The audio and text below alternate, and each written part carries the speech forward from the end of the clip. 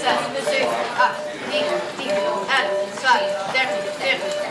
hebt goede prestaties hoor.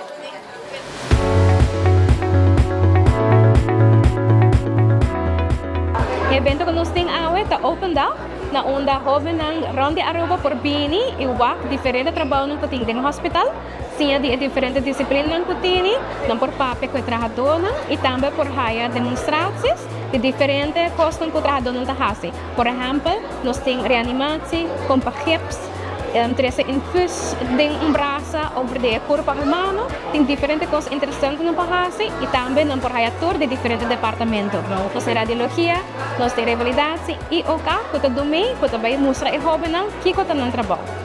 Nós meta com o dia de hoje tá para informar jovens de diferentes trabalhos que tem no hospital, inspirando especialmente para trabalhar no futuro no ramo médico e também para informar sobre de que cultura é coisa que nós estamos no hospital.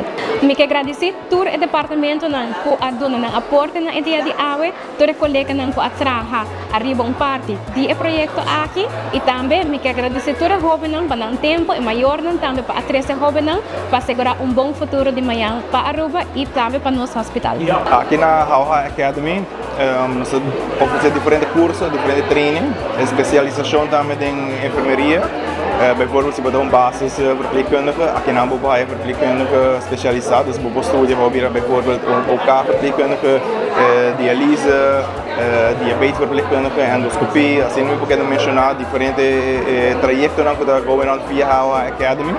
E assim, e também se você estágio, durante o período que você está estudando, se você estágio, aqui nós oferecemos diferentes placas no passagem, não somente para a pessoa que tem envolve diretamente com o paciente, mas também indiretamente para fazer estágio aqui no hospital. Eu quero dar danke na Hauha Academy, na manager Leni e full staff que aqui que ajuda também na área de comunicação para estar presente. Um dia hobby exitoso no Iboa, tem uma comunidade de mais de 80 estudantes a fazer cabo de uma ida. E ainda não se falou que vai ter mais, vai passar.